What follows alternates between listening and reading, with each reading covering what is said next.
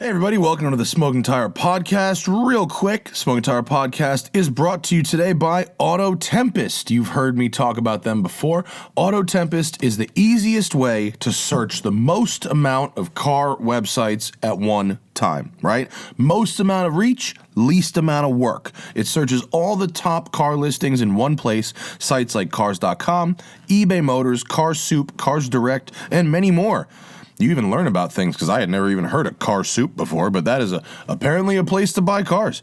You also search many individual dealers and private sellers. You can compare that with the results from AutoTrader and all of Craigslist, not just local Craigslist, national Craigslist. So you can find the exact car you want for the best price without wasting a ton of your time browsing around all these different sites. You know what I mean? You know what I mean? Like sometimes you're just browsing, sometimes you're really searching, you need a car, and it's like you got 12 tabs open and you're bouncing back and forth and you see the same car maybe on a couple of places and then it's just a disaster. So this brings it all onto one tab. It makes your life very, very easy. Autotempest.com. Just check it out. That's it. And what else we got? The Smoking Tire Podcast is brought to you by Dillon Optics sunglasses. I don't know if I've actually said this before, but Dillon Optics are now available in prescription. The process is a little bit trickier. It's actually done individually. I hate to be the guy, but if you are interested in these awesome Dillons that I've been wearing for, at this point, almost 10 years, and you've gone and you're like, but Matt, I have a prescription, so I can't get those glasses. No, you can, and I will help you. If you need a prescription for Dillon's, actually, just email me, matt@thesmokingtire.com. You'll get me directly, and I will send you to the right person. They have an optometrist now who can help make these lenses. You just send in your prescription. It's very easy. Dillon Optics, if you don't need a prescription, go to thesmokingtire.com. Click on the Partners tab, and there's a Dillon banner right there. If you buy a pair of these amazing sunglasses that I love so much, I'll send you a free t-shirt for supporting the people who support our show. Also, are you into watches? Me and my friend Cameron Weiss, a master watchmaker, have a new podcast about watches. It's called Watch and Listen. You can watch it on YouTube, or you can listen to it on iTunes or Android platforms, Shout Engine, just like this one. Anywhere you get the Smoking Tire Podcast, you can also get the Watch and Listen podcast. And lastly, Beeline Coffee, delicious brew, the official caffeinated beverage of the Smoking Tire. I've got my own roast. We had our roast. We went through it. We got a new roast coming out, new Smoking Tire roast coming out soon. Let's look out for it. In the meantime, code TST will get you 15% off anything from the Beeline Coffee store. This stuff is a delicious micro batch coffee from the greatest coffee producing regions around the world, whether it's Central America, Africa, the islands. They have it all at Beeline Coffee. They have decaf, they have espresso. They got it all. They love cars over there, and they sponsor a lot of racetrack events and grid life and stuff like that. And so we love having them. We love drinking the coffee. Code TST, 15% off anything in the store at Beeline Coffee. And now, this is a very special episode of the Smoking Tire Podcast. Rod Emory is one of the most interesting people I have ever met. He comes from a line of California hot rodding and car people royalty. It's literally in his blood. The guy is like 44 years old, but has been building cars for 30 years. Just think about that for a second. I mean, usually if anyone's doing something for 30 years, they're like an old person. He is a young, energetic, brilliant guy, and he has more experience than almost any professional working, and he's only 44. Like, it's just Rod Emory's like life and story and ethos, and like, this conversation is awesome. This is one of the most interesting conversations we've ever had on the show. Please enjoy my conversation with Mr. Rod Emory.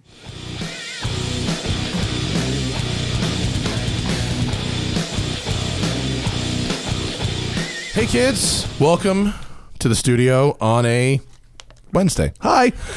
Rod Emory is here. Welcome, sir. Thanks, man. Thanks for having me. You're welcome.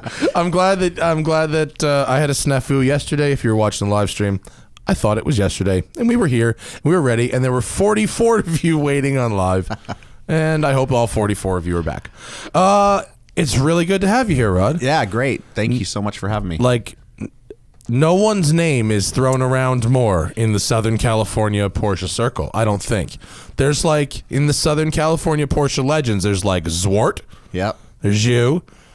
There's the singer guys, but no one really knows their names. It's really just the name singer. Guys, yeah. You know, your name's on the door, which how convenient. Yeah, it's actually not on the door, so don't think it's not on the actual door. Yeah, don't think you can wander around No, you North have a Hollywood. secret shop. We do, yeah. I work hard to keep that thing kind of under the radar. That's so gangster. Yeah. Do you have customers drop off cars in a third-party location? For sure, man. And then if you want to come visit, we take you to the Denny's, bag you, throw you in a van, and bring you in. Do you have like an old Type 2, you know, that's like blacked out, hot rodded, chopped roof that's like mobbing down the road? Just mobbing, man. Blacked out windows, the whole deal. One of those like 993 turbo drivetrain swapped vans for like kidnapping people to take them to pick up their finished car. It's not a bad idea. We'll work on that. What do you deliver? Pick up and deliver, right? Pick up and deliver, yeah. No one comes, right? Well, you know, we do. I invite people, certain people to come to the shop, but I invited you, but you haven't made it there. No, I haven't yet. I have to plan things way ahead. I run all here's over the deal. I grew up. I've seen so many of your cars, by the way. I've seen so many of your cars. I'm going to come to the shop. Yeah, I feel really guilty that I haven't. It's all good. So, you know, I grew up in Southern California, but then in 1992, I went to the Northwest. And Oregon, yeah? Yep, just outside of McMinnville. And I bought a farm and built cars literally 50 feet out my back door for 20 years. No visitors. It was wonderful. Didn't have people dropping in. Sounds like Richard Tuttle.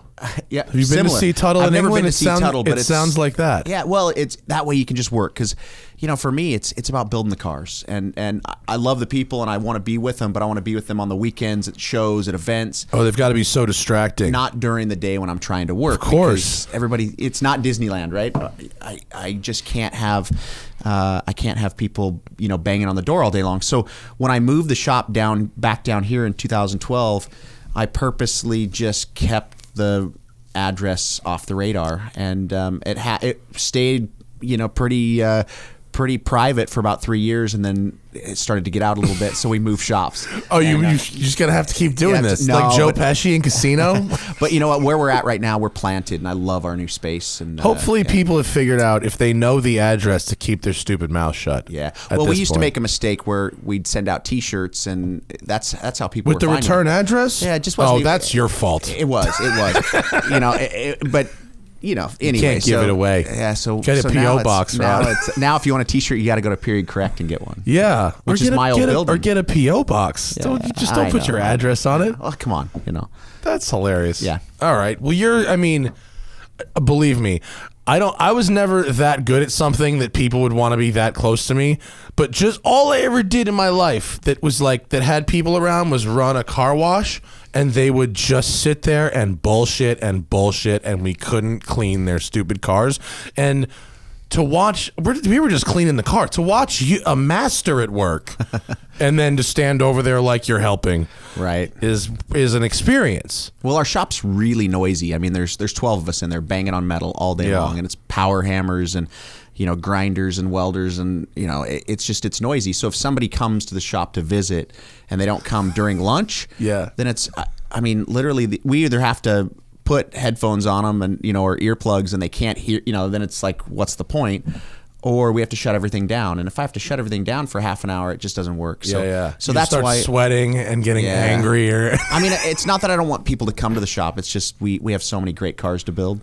You definitely don't want people coming to the shop. I know. I know that's okay. You're allowed to be nice about it, but you got a smile on your face and shit. But I'm with you. Yeah. Underneath, I know what that means. I'm in there at 4 a.m. every day. I'm making an appointment way the fuck ahead. If I'm coming to see you, I'm gonna come during lunch or after hours. 10 a.m. is lunchtime. 10 a.m. is lunchtime because the guys start at 6. Oh, you told me you run on anti-traffic hours. We do. You know, that's golden. I want my guys not to have to sit in traffic and deal with the BS.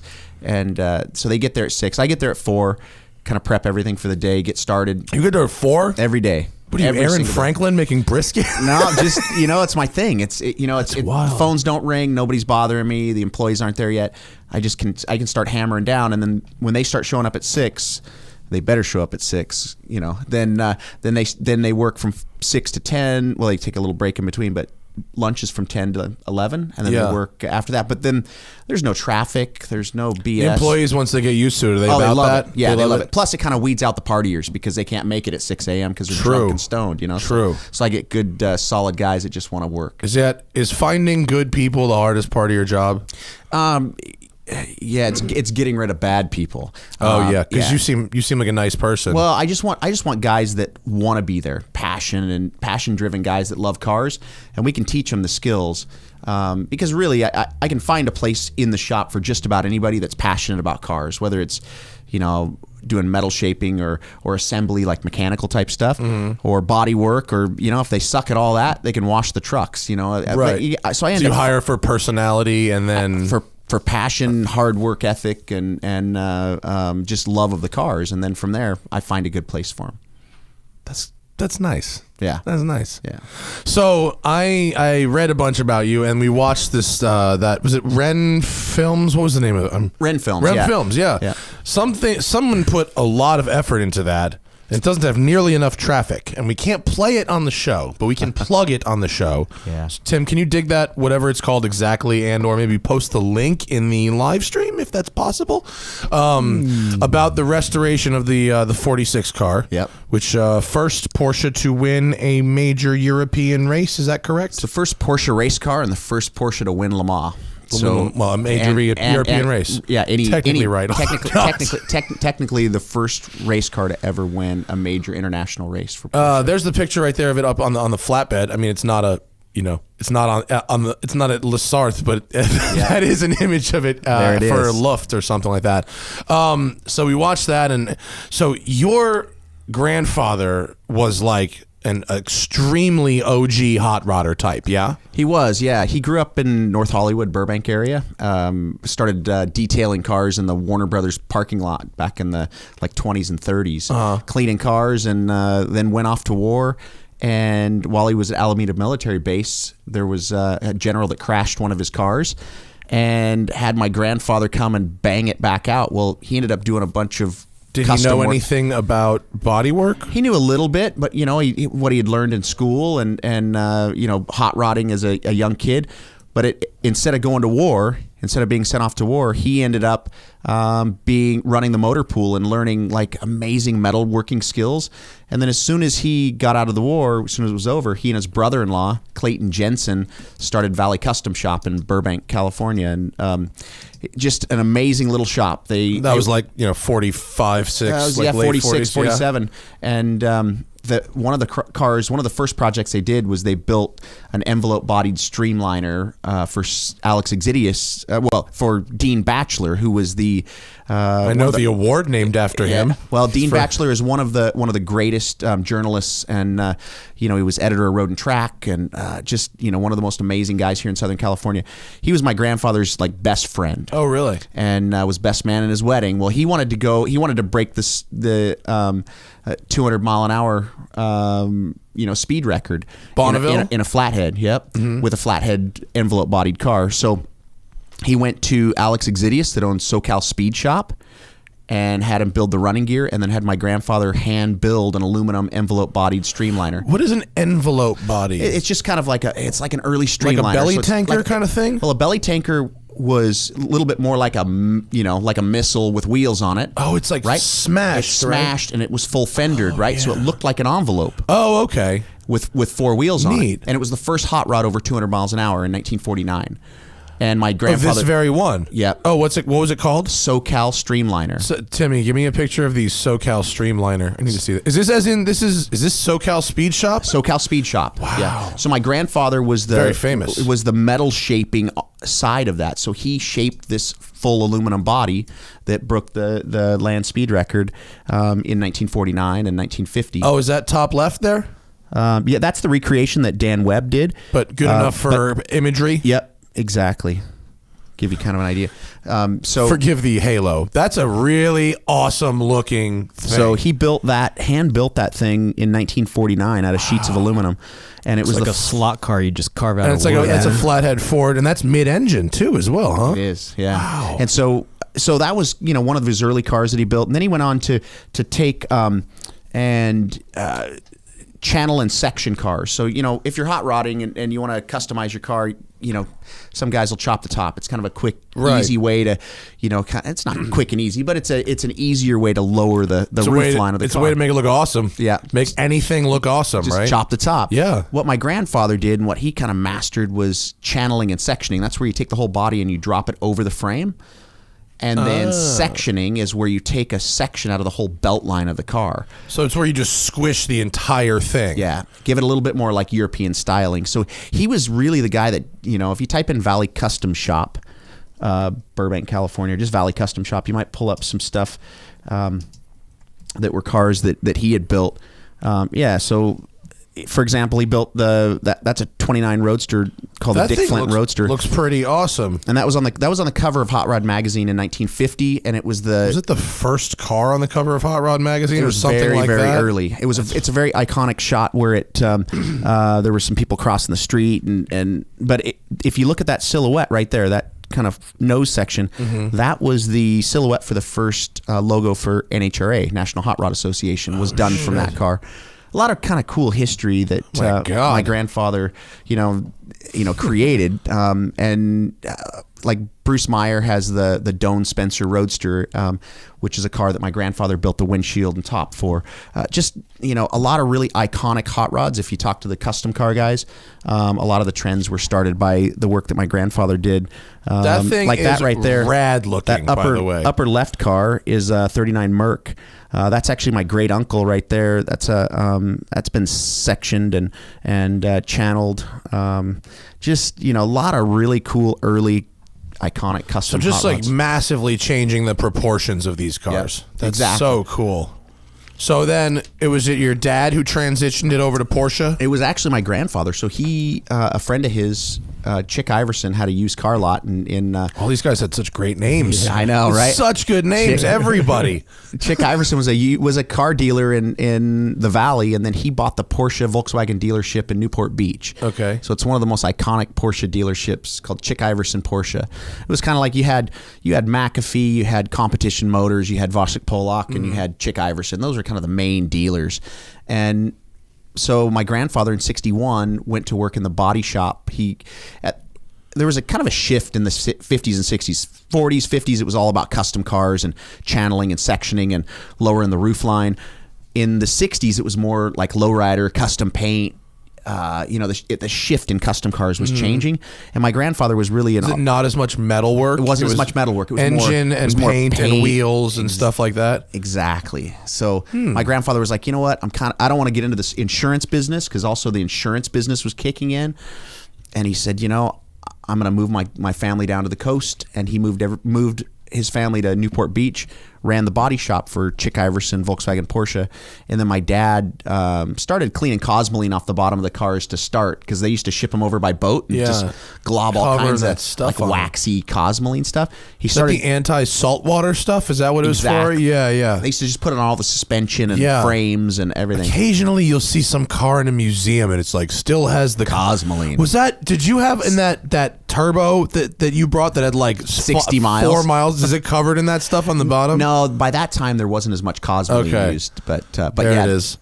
I want to hear about your family, but after that, I want to go through all these cars that you brought to Luft, because you can learn. I think I could learn everything there is to know about your business from these cars. Yeah, if you tell me the stories of these cars. Maybe not everything, but 90 minutes worth. Pretty much. I mean, let's go back to Southern California, though. We'll get that. Pictures get distracting. Let's go back to Southern California. Body shop. So Chick Iverson, Porsche Audi. Yeah, my dad was working in the car lot, and then ended up working in the parts department and became parts manager at Chick Iverson Volkswagen Porsche in mid 60s. And Iverson was really kind of a dealer that was kind of changing the rules a little bit. They were the ones doing all the paint to sample stuff early on, and that's really where the paint to sample program started. Was with Chick these are Iverson. The cars that are now like $3 million. Yeah, because they were there were cars that were weird oranges and weird yellows, and so my grandfather would paint chips and they'd send them to Germany, and that's when the paint to sample program started. And so my dad was in the parts department. and was parts manager. And then what happened is, right here in Culver City, there used to be a big distribution warehouse owned by Volkswagen of America, and VW was the parts distribution arm for Porsche back then. So they distributed all the parts. Well, back then there were dealers in like almost every city. There were like 50 dealers in the Los Angeles, Orange County area. Well, all those dealers were pretty small and their parts departments were small. So what happened is there was a turnover of all the new models coming. I mean, because in the 60s you had the 356, then the 912, or 911, then the 912, and then the 911 changed so many times, and it just got nutty. So, and they all had different different intake and different wheels, and so the parts departments were like overflowing with parts. And what was happening is the dealers were sending them back to the distribution warehouse. Just going, I can't sit on this. Yeah, we don't have room for it. Yeah. Well, this distribution warehouses ran out of room, so they were throwing the stuff away. Just throwing it away. Literally throwing it away. So my dad goes to Culver City to pick up a load of parts in early 70s, late 60s. I feel like this is a scene from Goodfellas. It was nuts. It was absolutely Would nuts. you believe it? They're just throwing it away. Is that a 4-cam engine? It was in the trash, I swear. I swear to God, that's what was happening. If you go back a few pictures to some period correct pictures or some on my Instagram, you'll see my dad kind of digging through parts. Keep going a little bit. Go to the one where it's me sitting there. No, me slinging parts at a swap meet right there in the middle. Yeah, click on that. And if you scroll through some of the other photos, is that a little so those are all brand new NOS parts that so what happened? Like a Fuchs wheel down there. That's a 67S Fuchs wheel. That's a 2-liter 4-cam 904 head with all the cam gear. Is that like a headlight cover for a 356 race car? It's a Stone Guard grill. So this is the kind of stuff that Porsche was throwing away. That's hilarious. Because they didn't have room. Porsche wasn't, but Volkswagen of America was. Yeah. They didn't have room for it in the warehouses. So my dad and Chick went to Volkswagen and said, we'll buy it all. We'll buy all the stuff that you don't want. Yeah. And Volkswagen says, well, we need to get 15 cents on the dollar. So they offer him 6. So they settle on 9 cents on the dollar. So they said, okay, fine, but you have to take it all. So my dad got a big warehouse in Costa Mesa, actually where period correct the t-shirt place is. That was our old building. Semi-trucks used to just roll up with pallets and pallets of these Porsche parts. And that was the beginning of a company called Porsche Parts Obsolete. And that's where my dad became kind of the worldwide distributor or parts guy for vintage Porsche parts. And it was all brand new NOS stuff. So that was my playground. If you go back in that picture, you see me playing around with parts.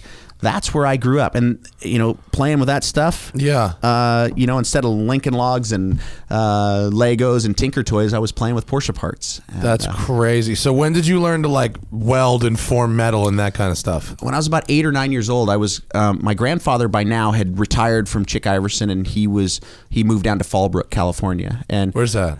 It's down by Escondido, inland from Oceanside. Okay, yeah. And my grandfather, Neil Emory, and my uncle, Don Emory, started Emory's Porsche Restoration in the 70s. And so when I grew up, or when I was 8 or 9 years old, I'd go down and stay with my grandparents in the summer, and I'd go in the shop. And my grandfather taught me how to gas weld, taught me how to, do metal work, and my uncle taught me how to block sand cars and do paint work. So by the time I was 14, that photo that was right above there of the blue and yellow car, by the time I was 14, that was the car I was building was the blue one right there. And that was the first car that I built. Before you could drive? Before I could drive, because I wanted it done by the time I was 16. So Did it look like that when you were building it? No, it looked like a complete pile. It was like, rusty. that looks pretty sweet, dude. That was as I was assembling it. And so in the back of my dad's Porsche parts shop, we were building these 2 cars, and that was the beginning of this whole kind of Porsche madness for me. Oh man, I really like the yellow one without the bumper. That's a right-hand drive one. So I was building that one for my dad, and then I built the blue one for me. My dad's an idea guy. He was never he didn't weld, he didn't do any mechanical work, but he had all these great ideas. And so learning the skills from my grandfather, learning the design ideas from my dad, that was my first car. And then when I finished it. Oh wow, really? That's what it looked like when it was done? Awesome. So I built that car. What year was that? I finished it in 1990. And how old were you? I was 15. just turning 16. And then I got my driver's license, and my racing license in the same year. Was it fast? Oh, for a 356, it was. Yeah, it was. It had a 1300cc engine, but it was as much power as we could get out of it. So it was 110 horsepower, and bet you not. And now 15, let's see. 1600 pounds. In that year, you in high school in that car. Are you cool? Is that a cool car in high school? My friends didn't know what they were. Really? Nah. Did you ever take anyone for a ride who was then subsequently impressed? Well, it was, I have a couple of guys, and not, girls, they didn't really care about. Yeah, I was going to say, at the risk then. of sounding awfully fucking cheesy, did the ladies like it? No. Okay. They didn't know. As expected. Yeah. Oh, look, there's the period. Yep. Shit, it really did look like that right then. Yep. Isn't that crazy? Hell yeah. So that was my first car, and then what happened is I started vintage racing, and I was racing kind of all over the Southern California. In this. So I was vintage racing. Prior to that, and driving it every day. And I wasn't driving it every day. Yeah. It was full caged and race seats and all that stuff. But I was racing it, and everybody was coming around my dad's shop, and they're like, "Oh man, you guys are outlaws," because at the time we were going against the norm. In the 80s, if you had a Porsche, the thing was full Concours. Right. Man, it had to be absolutely perfect, and all the shows were geared towards that. So PCA, 356 registry, the cars were all about being exactly perfect. Yeah, 30 years ago, that term outlaw did not exist. It didn't. It's a fairly common term now. It didn't exist until then, that point in time right there, when a friend of ours, actually Freeman Thomas, you know Freeman Thomas? I don't know. I know the name, yeah. So, designer of the newer VW Beetle and head of Ford design for years. His brother-in-law, a guy James Cannon, he's a jeweler, and he made this little badge for the back of my car and my dad's car that said 356 Outlaws, because there was no place for us to show them. And that was the beginning of the term outlaw being associated with Porsches. It's pretty cool to, among all the other things, kind of own that term. Yeah, I mean, now it's, pretty broad, but well, the fact I know, that but it originated right there. But that you're modest, but that's, you own that term. Thing. Like that exists because my shit didn't fit in. Yeah, exactly. Yeah. You know what I mean?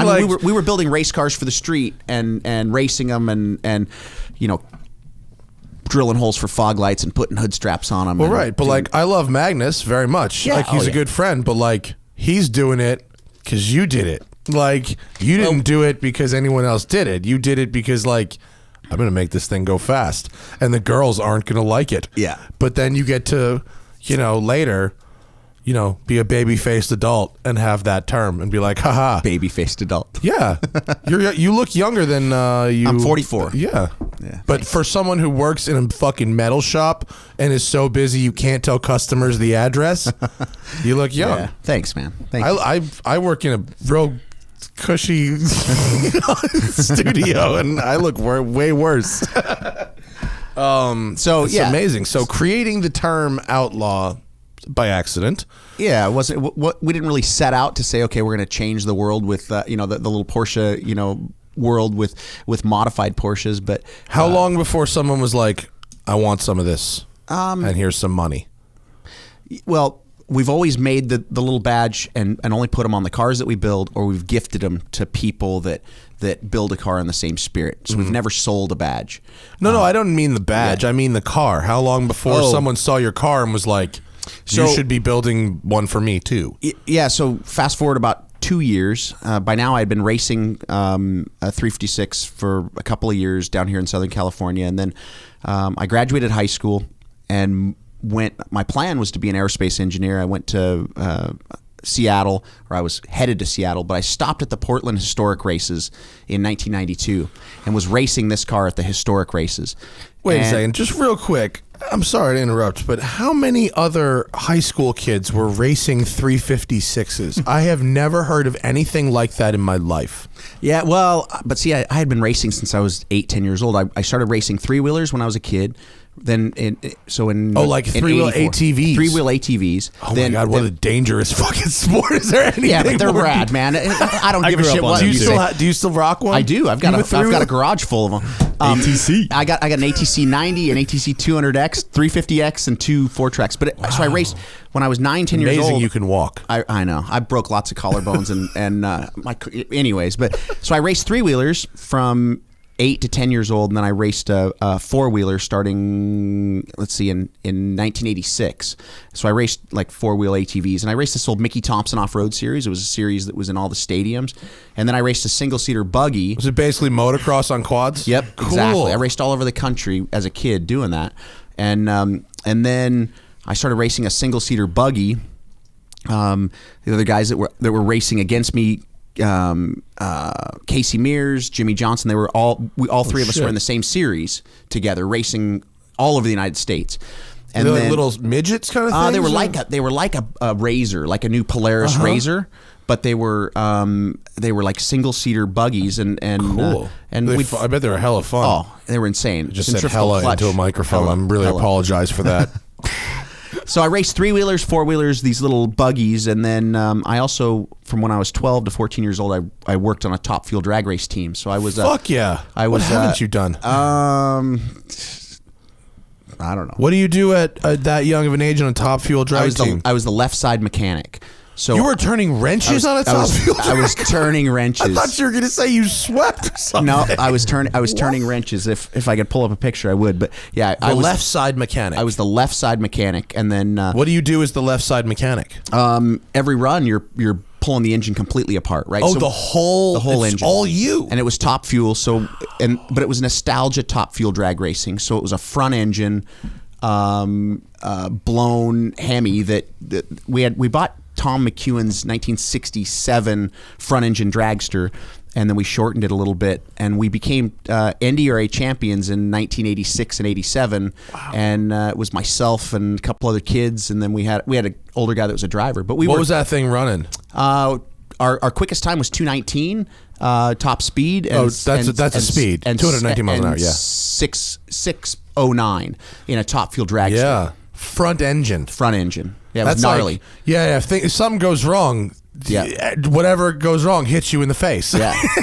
so I was the mechanic. So I learned mechanic. I learned body skill, like body working skills and metal skills from my grandfather and my uncle, and I learned mechanical skills from this guy Tom Topping. Have you ever been to the Long Beach High Performance Swap Meet?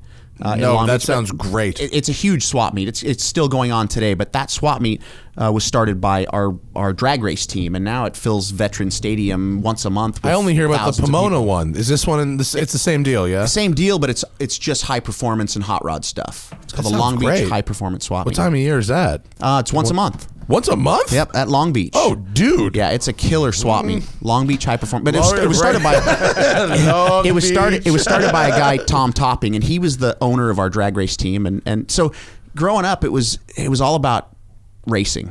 And then as soon as and then by the time I was 16, I wanted to go racing for myself and built that car. Started vintage racing a 356. Using the money that I had made working at the swap meet and on the drag race team. And then fast forward 2 years, headed to Seattle. And to answer your question where you said, when did somebody say, I want to give you money to have you build a car? So I built this, this little 356, and it was time and I was racing at Portland International Raceway for the Portland Historics in 1992. And one of the guys that came up to that was there was a sponsor, and he had a little potato chip company in Salem, Oregon, and he was sponsoring the event. And he came over to us and said, "Hey, man, I've been watching you guys." He didn't say, "Hey, man." He's a little more put together than that. But he said, "I've been watching you race all weekend long. I'd love to do what you do. Can you build a car and help me race a car like this?" So. Built a little 356 Roadster for him, and he was or actually a Cabriolet, and he was the first customer of Emory Motorsports, and he's still a customer today. So if you look at the white 908 that I took to Luft, that Vic Elford started up. Yeah. That's it, and that's his. That's his. So does he own the 46 also? He also owns the 46 car. Oh, yeah. Yep. He's so he's not a lightweight. His little potato chip. So I started. I got him. Together we went racing, and I was building cars for him and providing all the track support and track services for him. And he went from racing a 356 to a little Porsche Cooper, then to 908s, 906s, and he's racing the Nora 1000 right now in a off-road 911. The Baja 1000. These rich people are so fun sometimes. That's fantastic. So yeah, but his little potato chip company. He's like a patron. Oh, he's more so. He's awesome. So go ahead. His name's Cameron Healy, and he was the founder of Kettle Foods or Kettle Potato Chips. Yeah, his little potato chip. Well, company. at the time, in the early '90s, it was a smaller potato chip company, and he predicted the delicious kettle cooked potato chip fad and has been rewarded handsomely. He's one of the coolest guys on the planet, and he believed in me, and I built a car for him, took him racing for years, and that developed into an arrive and drive program where I was building race cars for people and taking people racing all over the country. So 356s. 356s and the 908s, 906s. You had an arrive and drive program in 908s? Yep, and 906s. That's a thing you can do? Yep. Is that still a thing you can do? Well, you have to own the car. Oh. but all you do. My version of arrive all and you drive is a do little all different. you do is arrive and drive. Yeah, okay. So it's like the Ferrari Corsa Cliente thing. So from 1996 until 2008, that was my primary business. Is building vintage race cars and taking people racing all over the country. And we do 12 events a year. And we usually had somewhere between, 20 and 30 clients in a given weekend. That's like a fun business. It was rad. It was, my wife did all the hospitality and logistics. So she'd book a block of 20 hotel rooms, and there'd be golf carts at Daytona when we got there. And, all that stuff. And then we'd feed everybody. And then I would coordinate all of the prep and tech, and we'd have 14 or 15 crew members show up at the track every weekend, and so it was just this great business. And you did that for 10 years? We did that until 2008. How much of the year were you on the road for, though? We did 12 events a year. So were you on the road for the whole year, well, or were most of them were West Coast. Okay. So we would do 4 or 5 events in Seattle, a couple in Portland, Thunder Hill, Laguna Seca. You picked the right tracks, and then we would go back east 1 or 2 times a year. So it was a grind. It was good. It was good, but it was a grind. Yeah, it is. That's a lot. The road life is rough. Yeah, so that's where I really found the speed and the potential in these 356s and early 911s. Mm-hmm. And what happened was all these guys that I was building race cars for and taking racing, they all wanted to have a street car that they could go up and they could adventure in. They could go travel in and not just take to Cars and Coffee, even though there was no Cars and Coffee 10 years ago. But take to little events. So it was. They wanted to be able to travel in one and have one with power, and that's the cars we build today. That's what it is. Yeah, at the time, I mean, we're not talking that long ago. We're talking 10 years ago, 8 years ago.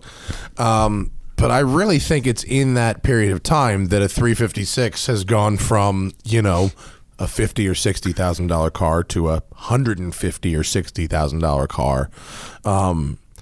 Obviously, there's no shortage of rich people. I'm sure you have some kind of waiting list happening right now. Yep. But at the time, did it seem the 356 was a little more, pardon, I can't find a better word, disposable, and that, quote, cutting them up or whatever became a less of a big deal? Yeah, I mean, we used to, even 15 years ago, we'd take a Speedster and we'd turn it into a vintage race car because the starting weight of a Speedster is less, and you can be, your race weight is 10% less than your starting weight. So the Speedster was always the fastest car because it could weigh less, right, as it started. The Roadster was next. So you've got all these Speedsters and Roadsters that we used to take and yank everything out of them and lighten them up and put race engines in them and arrive and drive for clients. Yeah, because we would have 20 of these 356s, battling door handle to door handle. But that's fun every racing single to watch. Weekend. Oh, it's amazing. Yeah. I just we were watching your documentary thing last night that showed some old school onboard footage from what looked like it was your blue car. That was my blue car. Yeah. And, for a 356 you were going, but I just got back from like Road Atlanta where I was driving the fucking ZR1. Right. Where it's 750 horsepower. And I was watching your video going, oh, look how nice that looks. And so, it looks so manageable. Yeah. At the ZR1, it's like, The difference is you're running on drum brakes, bias ply tires that are that wide. Yeah. So even though it doesn't look like you're going fast, man, you're holding on, and so it's a different experience. But you can still. I completely agree with you. Yeah. Like slow is fast in one of those things. Yeah.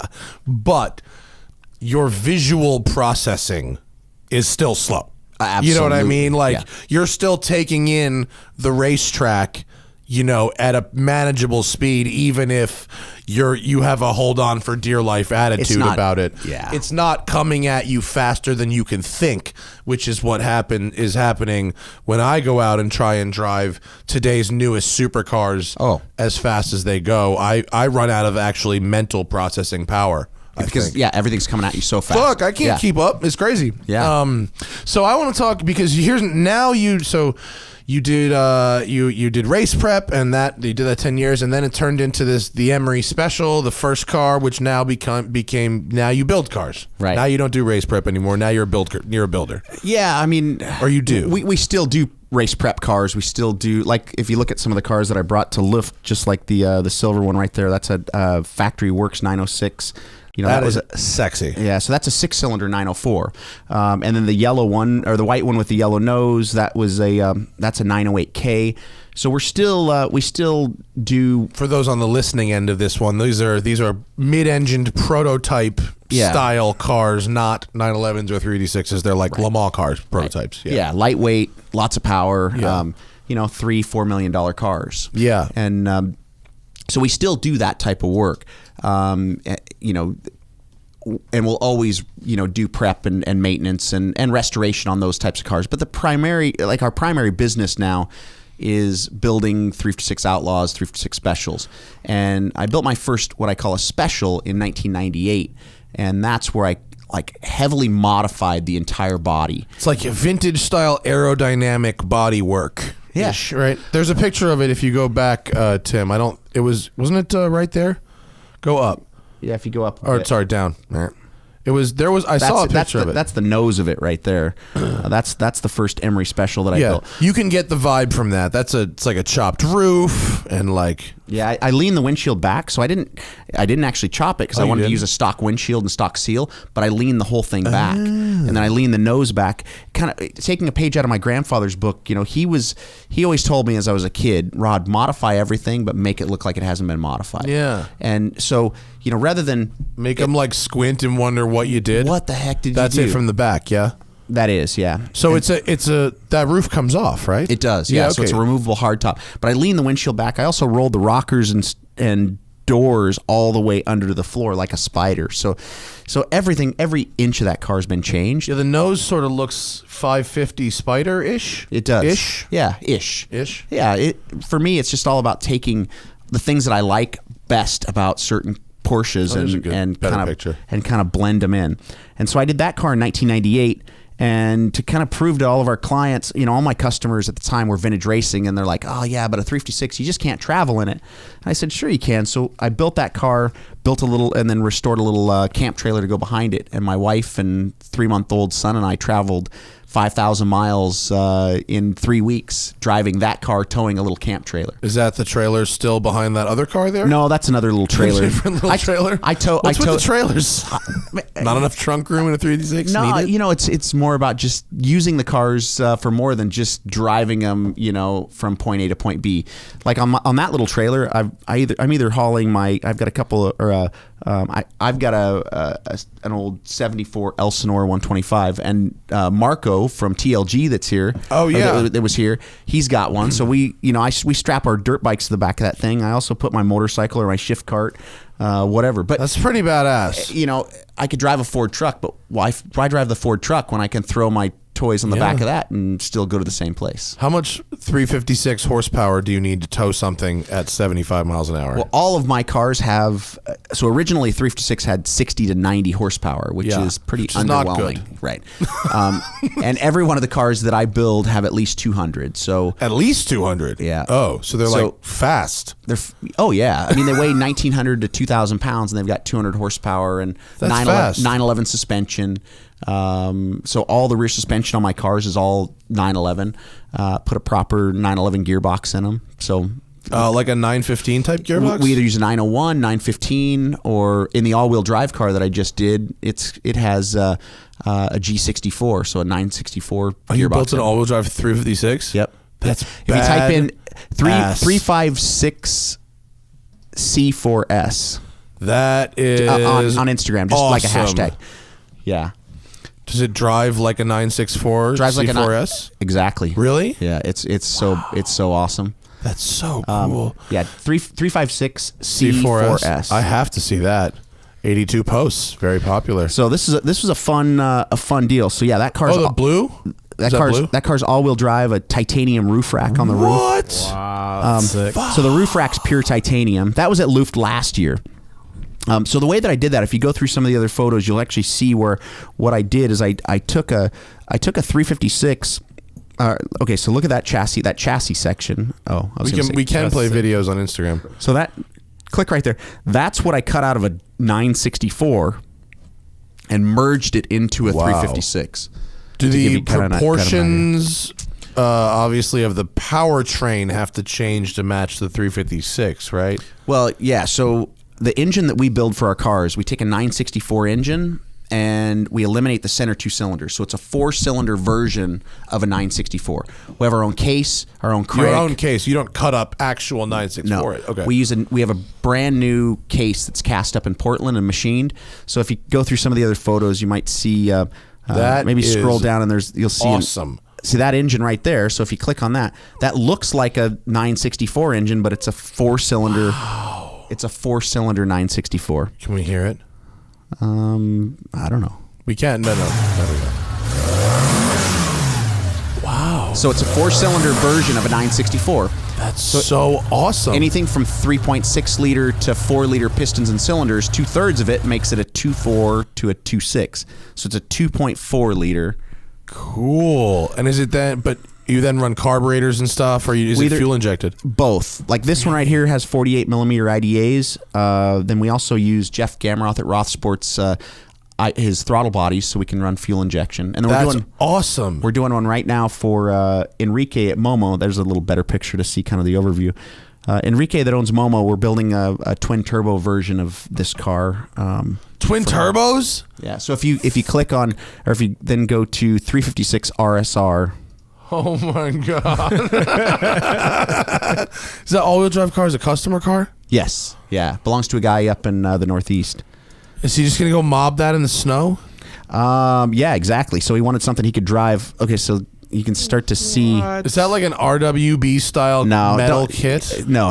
Okay, so go over to the picture down, like the one all the way to the right. Whoa. So that's without the nose. It doesn't have the nose panel or tail panel on it yet. But you can see it like that. That looks so cool. So you can see it's got full Öhlins suspension. It's all 964 running gear in a 356. So this is a car we're finishing right now. That is crazy. If you kind of scroll down, you can probably see. And is that drawing up at the top? Is that what it's going to sort of look like? It's actually going to look just like that one in the center there. No way. That looks so cool. So the way this project came about. My God, that looks so awesome. The way this project came about was Enrique that owns Momo came to me and he says, Rod, he goes, I want a 356, but I want it to draw off of some heritage from Momo. I said, well, my favorite wheel from Momo was the center lock 5-spoke wheel that they used on the 935s or 956s. But you can't just put that wheel on a 356. A 17-inch, 5-spoke center lock wheel would be silly on a 356 with 60 horsepower. He says, I also want it to blow flames under deceleration. So I said, all right, well then let's make it twin turbo, and oh my god, yeah. So all of that because you wanted to run some wheels. Yeah, this is the mind of a car guy. So I know how that works. So it has an aluminum nose and tail that remove off of it, but that gives you an idea what And we did this the same way. Is it bad that I really want to see like a Plymouth Prowler style? Chip Foose nose on this, and leave it open fendered. I mean, I know that we can run it without the nose and tail, but just I want to see some like weird movie car shit out of this thing. But it looks rad. It's more of like a baby 935. That's crazy. That's what we're doing. What is this motor going to make with turbos on it? You have any idea? Somewhere between. Look, there's Foose right there. Yeah. Somewhere between 375, 380, somewhere. Yeah, it should be good. And it'll sound like an STI probably. Well, something like that. It'll sound a little bit more like a 718 Cayman. Well, hopefully not. Hopefully not. Actually, you know what? The 718s are actually really pretty cool little cars, but they just sound terrible on the bottom end. But as soon as they pick up, they sound awesome. I think the S. I love the S. Yeah. People shit on that car. They do. But I love the S. Zane and I, my son and I, got one after Pebble Beach in 2016. Porsche had us drive one for a couple weeks after that, and it was right when the 718 came out. Yeah, and we had so much fun. They are fast, super fast. Yeah, and one of them guys in Germany told me that with like 3 parts, that's a 500 horsepower engine, which I fully believe. Oh, Porsche always. Yeah, there's lots of power to be had in every Porsche engine. So, anyways, that gives you... So craziness. Let's go through the cars. How did you like Luft? Do you get to enjoy it, or did you get mobbed? I love it. I mean, first of all, Patrick. Patrick's a good friend of mine. We've been friends, dating back to Patrick Long. That created it. He drove for me at in the Rolex series in 2005, 6, 7. Alex Job and I had a Daytona prototype program, and so. Porsche was supplying engines and they supplied drivers to us. So Patrick and Mike Rockenfeller were our drivers. And so Patrick and I got to know each other back in those years because we were traveling all over the place. And he always said, oh man, one of these days I want to, create, a cool event. Watch your hands on the table, sorry, because they can all hear it. No problem. People at home are going, I'm an animated guy. I totally understand. So he said, I want to create a cool event. And then, 5-6 years ago, he says, hey, we're going to do this little kind of, small event in Venice and, probably be 50 or 60 cars. Would you bring a few? And I said, no problem. I said, I'll bring 5. And he says, perfect, just in case we don't have a whole lot of cars. Where did they think they were going to put 50 cars in Deus? Well, the other parking lot next to it. The Thai restaurant. Yeah, exactly. Okay. So we had the Thai restaurant and the regular one, and then park some in front. For those who don't know, you can fit about in a normal business hours. You can cars. Fit 8 or 9 cars, I think, at Deus. But I think we had about 50 cars if you include the Thai restaurant and out on the street. So that was the beginning of it, and to now fast forward 5 years and see where it's gone, it's amazing. Sold out at 10,000 people. Yeah, and it was rad. It was probably one of the best, hands down, the best event I've been to. It was very cool. I mean, and now here's how you know it's a big deal. Now there's like 2 nights of pre-Luft parties. That's how you know it's like a thing. Yeah, like people are shipping cars. Here, my friend Matt Ivanhoe is the dude who had that black, the Chopin 962. Right. Oh, with 0 miles on it. Oh, he hasn't driven it? It has 0. Less than 1 mile on it. I love the guy. Here's what boggles my mind about this dude, because he's a good friend from back east, okay? Yeah. He's got an Aston DB4 with a fucking bored out, punched up motor and like 110,000 miles on it. He drives the shit out of this car. I did a video of it. It was one of those cars that can only be that good because it's just been run. Right. I mean, this thing, I bet he turns the key. I bet oil pisses out of, everywhere. But it makes me so sad. Like a 962. How do you not drive a 962? Holy shit. Yeah. It's the coolest car ever. I'd be driving that thing down here. Fuck. I'd be mobbing in it. Yeah. I would be doing like weird, like Night Rider, like night vision shit. It's all black. There it is. Yeah. I guess they had it's an actual it's wild photo. Looking. It's so awesome. But how do you not drive that? Right. God damn it, Ivanhoe. The Cultivated Collector on Instagram. If I'm going to talk shit about him, at least I could do is plug his Instagram. The Cultivated Collector. But he's got that, and then he's got a 100,000 mile, Aston that he drives a lot. So, It's probably because that one's way more. But valuable. the event was amazing. So I mean, cool. you know, the Gurney 804 Porsche that was you know, up on yeah. the What is on the block. give us the history on that guy? So, you know, Gurney is the only driver to win a Formula One race in a Porsche, and it you know, his history kind of goes back to developing those cars, and I think there were 3 of them built. The one that won the French Grand Prix is the number 8 car, I believe. This number 10 car is a car that's owned by a collector up in Tahoe, Reno area, but it's the Porsche 804, and it's Porsche's, you know, Formula One car, and from the 60s. Just an amazing car. If you look inside, the gas once tanks of the engine that went in it, and it is monstrous. Yeah. And there's a picture of it. I mean, I'm sure it's just weird timing, but the driver of it is the engine's on a stand, and he's looking at the engine as if, oh my God, do you want me to drive something powered by this? Like, well, and the gas tanks. I don't know if you looked inside, but the gas tanks actually wrap completely around his body. So could you imagine being Gurney, and you know, and he's not a little guy. You know, he was like 6'3", right? He was a pretty tall guy, and but he wheeled that thing, and pull that. Is it the number 30? The one that was there was the number 10 car, but I think there was the number 30, the number 8, and the number 10. Okay. Well, just for visual purposes, there you go. That's it. That was definitely the one. Yeah. Look, Gurney's head is like way over the roll hoop. Isn't that awesome? So yeah, so that car. I mean, that car was there. Then just, you know, hundreds and hundreds of 911s and 356s, and it was amazing. It was good. It was good. I couldn't. I had to talk to a lot of people, and I couldn't look at any of the cars in any detail. It was a little frustrating, but that means it's a successful event. Just means you need to go through your Instagram a little better later. Yeah. So okay, you've got the 906. Go to the next one over, and we've got the race car. Yep, that's the 908K. That was a car that was driven by Vic Elford in 1968. It was Porsche's the first of the 908 series cars, which were 8-cylinder. They were a flat 8. Flat 8. Yeah. Is that the only car that ever used that engine? No, I mean, the 804 actually had a smaller 8-cylinder engine. Oh, the Formula One car was an 8? Yeah. Oh, I thought it was big. But then this was the flat 8 that was developed. It was developed for the 907 and then the 908. But so this was the first of the 908 cars, and Vic Elford, who was there at Luft. I don't know if you were there when he started the car up. I wasn't. But it was killer. I heard it on Instagram later, and it seemed loud. It was loud. So I opened the lid and primed it, and he fired the thing up. So that was a really cool car. That car is actually going to be at RM in Monterey this August. So, oh, really? Yeah. So Cameron Healy. What do you think that's going to go for? 2.8 to 3, somewhere around there. It's ready to race, thow. Yeah. It's race ready to go. Yeah. I took it to Willow Springs about a month and a half ago. And Did you? Yeah. You got to run it? Yep. How was that? These cars are amazing. Yeah. Does it feel, you know?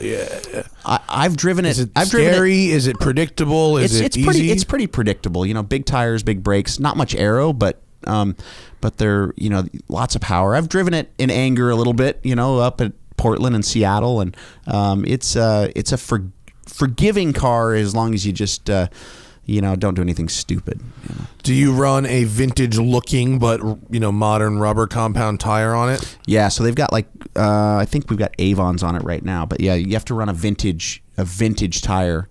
But it's like a bias ply tire, or it's a radial proper. It's a very lightly grooved proper tire. Okay. But it's you know, but it's newer rubber. We're not using 1968 rubber. But the car, you know, it's got a lot of grip once you heat the tires up. Yeah. So it's very pretty. Yeah.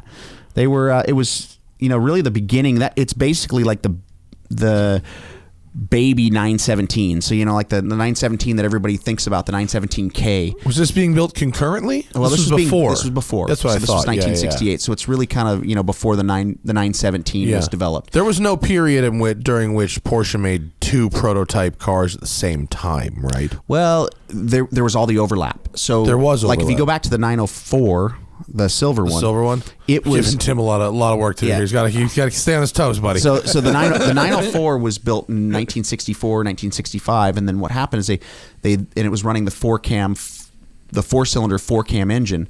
At the same time, they were developing the 6-cylinder engine for the 911, and they put the plan was to introduce the 906, which is the one right after this car. Right. The engine was done, but the car wasn't ready, and so they put this particular car has a 906 chassis number because they put the 6-cylinder engine in this car and ran it in 1965. So does it feel overpowered to drive? No, it's very well balanced. Is it by crazy modern sports car standards? Is it pretty tame? It's pretty tame. Well, cool. I mean, it's pretty analog, Yeah, I mean, look, a 2.7 RS is like pretty tame. I mean, it's awesome. It's but it fun, only weighs 1,350, 1,400 pounds. Yeah, it's fiberglass and a little bit of steel, and that's not much. And 200 horsepower. So it's a great driving little car. Yeah. So, okay, go to the next one, Tim. So the 908, which after 908. So we also have this thing we're doing called Super Chat, which is where people make a donation to the show and they get to ask us questions. So in 7 minutes, we got a bunch of them. So in 7 minutes, I want to go to them because people are going to be doing waiting. Cool. But this car, the 46, the first Porsche to win Le Mans, the first Porsche race car. Yeah. What year? 1951. Okay. The story of restoring this car. Turns out it was actually still being used as a race car. Up until 2009 when the guy that had it, he'd owned it since 1956 and raced it every year. He was at the Monterey Historics, raced it all over California. And when he passed away in 2009, his estate contacted a few people, and we were about second on the list. And Cameron What Healy, idiot said no up top? I don't know. I do, but someone who knew what it would take to get it to look like it looks now. Nobody else knew that it was the Le Mans winning car. Nobody knew. Oh, really? It was just like this guy died, and here's a 356. Well, since everybody knew that it was one of the early 356 SLs, the super light 356s, but nobody knew which car was the winning car, and so how many SLs were there total? 11 total. So either way, you're talking a hugely significant car. But everybody knew that it was one of the first 4. Okay. But nobody knew the true history of any of them because the documentation wasn't there. So, but we had a hunch, and Cameron Healy, had the faith in me and Dirk Layer, who's a good friend of mine. Dirk and I, put the information together and said, Cameron, you got to buy this thing.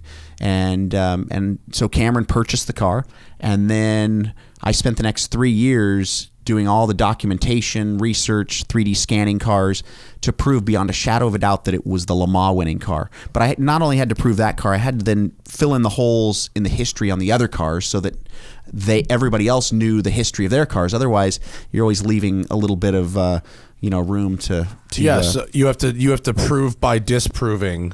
Right. To prove yours is the car, you have to prove what all the other cars are also. Exactly. So we did that for 3 years.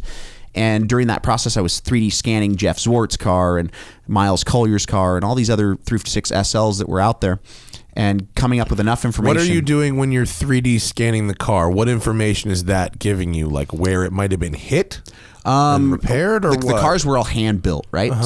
So if the car's hand-built, every one of them is going to have a different fingerprint. The door jams are going to be different. The hood shape's going to be a little bit different.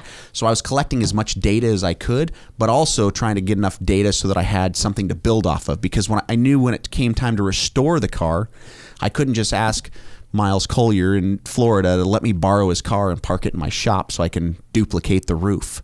Because this car had the roof cut off in 1952. So nobody knew that the little red Roadster was actually this car. So when I did the restoration, as you'll see in the documentary, I was going to get to the fact that you actually had to add a roof back onto it. I had to remake the roof, the dash, all the inner structure, and the bumpers.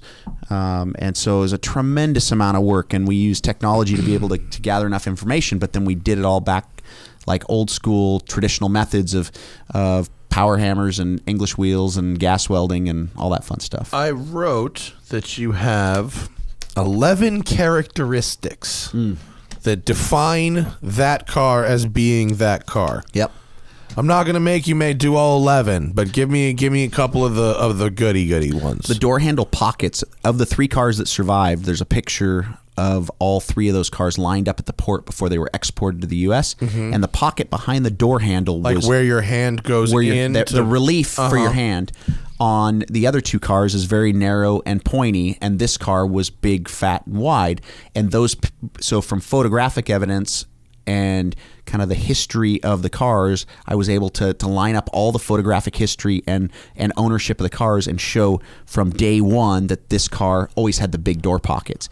Then the roof peak was different and the roof line was different on all three cars. And so we were able to photographically prove that. The other two, anyway. The other two. Yeah. But you could see from photographs of this car before the roof got cut off. Oh, okay. So I was able to match it up until the roof got cut off. Then once you start digging into the physical car itself, the placement of the hood straps. So those little hood straps that are on the front and the placement of the lights and the fog lights. Just the leather straps on either side of the Porsche badge down at the very front of the frunk. Yep, the frunk. And the fog lights and the placement of those fog lights were different on all three cars. And so we were able to, when we stripped the car, we found the original holes that were welded up. And the placement of the gas filler in relation to the rear line of the hood was different. You could see. So it's amazing is this car was then raced for 50 years and as a convertible. But then not dented it was dented. So how do none of the bodywork was ever replaced. It was always just repaired. The outer skin was just repaired, right? Yeah. Yep. What luck. Well, it's gentleman's racing. It's not like hardcore. That's true. Door to door. Yeah, for 50 years. Yeah. I what are the odds? But the backside of the hood told us a lot. When we stripped the paint off the backside of the hood, we could see where the gas filler was welded shut. We could see where the hood strap locations were, the location of the hood handle. And then in the back of the car, there's a D for Germany, the Deutschland D on the back of the car, and it was in different positions on all the cars. And so we were able to match all those things up, and ultimately we had 11, like beyond a shadow of a doubt, physical characteristics that proved that this was the Le Mans winning car. Was this the only one that was cut or ever originally a convertible? Or were any of them originally convertibles? They were all coupes. They all looked like this, but they had little different roof lines. But the one that's in Mexico City, which was chassis number 54, also had its roof cut off somewhere in the 50s or 60s. And are all of them alive at this point and accounted for, or are any of them just totally gone forever? Well, one of them is totally gone forever. And there were 4 built. One of them was destroyed before it even went to Le Mans, and the driver passed away in pre-race testing. And then of the 3 cars left, chassis 63, which is this car, chassis 55, which is the one that Miles Collier has, and chassis 54 in Mexico, owned by a guy, Roberto Bender. All 3 of those cars still exist. Huh. Craziness. Yeah. So it was like automotive archaeology. Yeah. Well, it's so interesting is, on the one hand, you have to do that. Right. And make this car so original based on these, like, grainy fucking photographs and like some guy's memory. In the film you dig up like one guy who, I think it was to match the interior materials or something. It was like Herbert Linga. Find a guy, the only living guy who'd ever seen it in person. Is that it? Yep. And he's still alive. He's 90 years old. You're the last guy. And he remembers the carpet? He remembered the colors. He remembered why the driver's seat was textile or couch material and why the passenger seat was vinyl. It was amazing. You can piss in it or sweat through it, so right? You can sweat through it. Is that why? And because there were no seat belts. So the couch type material or textile material gave you a little bit more grip. Why didn't the passenger also get grip? Because there was no passenger in it racing. There was a passenger seat. Oh, so was vinyl just lighter? It was lighter, and also that's where the driver slept in the car as he was driving it from Germany to France. Oh. Not the race driver, but the mechanic that drove it. So that's why the passenger seat actually reclines. Oh. So that he could sleep in the car, because this is right after the war. So they didn't want to leave the thing unattended. Yeah. Some cool stories that Herbert Linga gave us that just... it's just fascinating. That is really, really, really wild. Really wild. But yeah, I mean, this car, I'm taking some of these cars and bringing them exactly back to how they raced or a point in time. Yeah, and then meanwhile, you're taking other like original ones and modifying them. Yeah, it's just part of the deal, Man, that's what I love. You have to be the drug dealer for both people. Yeah. But you have guys like this who are straight This guy is way more than a customer. This is a patron. Yeah. That's a different level. That's some like Medici shit. Most like of my that clients, Ron Pratt guy. Yeah. You know? Most of my clients, man, these cars are in their, in their blood. And it's all they think about, Yeah. How long is the waiting list? Well, it takes 12 to 14 months to build a car, and we're at about a 12-month, 14-month waiting list. So if you order a car today, I see it in 2 years. 2 to 2.5 years. Yeah. That's if I bring you a car. I usually find the car. Okay. I'm afraid of what you might bring me. That's, you know what? Almost everyone who builds anything told me that. Yeah, it's the truth. I don't want to see your project. Yeah. Just let me find whatever. Or if you find one, let me vet the car. Let me make sure that it's going to work for the project. It's a good strategy anyway. Be a good customer. Yeah, exactly. Let's go to questions because there are a lot of them, and I want to make sure we have time. Let's see. Is that at the top? Yes, sir. All right. Let's see at the top. See how many red 914s were there. By there, I assume you mean Luft. Is the market going to take off? Thought not related. Oh, met Cameron Weiss and his watches are dope. Yes. Have you met Cameron Weiss? I have, yeah. Trankus Cars and Coffee a few times. Making watches in America. Do it. We have a whole show in the other room, me and Cameron, about watches. Check it out. It's called Watch and Listens. What are your thoughts on the 914, Rod? 914s, either love them or hate them. I had a 914-6 and raced it for a couple of years when I was right out of high school and loved it. The cars handle amazing, mid-engine cars. The 914 4s have always gotten kind of a bad rap because the engine just... they are slow as dog shit. They're slow as dogs, and also they're prone to rust problems where the batteries are. But if you could find, I don't know about you, I can't find third gear worth a damn in a Porsche 914 either. It might just be me. I could suck, but can you? Is that a real problem? It's a real problem. It's because everyone you've probably gotten in has been worn out, and the shift linkage is squirrely in those things. Yeah. But they're great cars. But from a style standpoint, you either love them or hate them. Some of them look real cool. You can make one look pretty cool. You can. Some of them just really look sad. You know what I think the problem with the 914 is? They look like they are made of tissue paper. Yeah. But when you drive one, they feel roughly as solid as a 911 or a 912. As long as they're not rusty. Yeah. Like a good one will. But they feel pretty solid. They don't feel like they're built like crap. They're so fun to drive. They look like they're built like crap. Yeah. Well, they were a little bit more budget-minded cars. They were they were a joint effort between Porsche and Volkswagen. That's why a lot of purists, don't always like them. But they put Ferrari badges on Dinos now too. Yeah.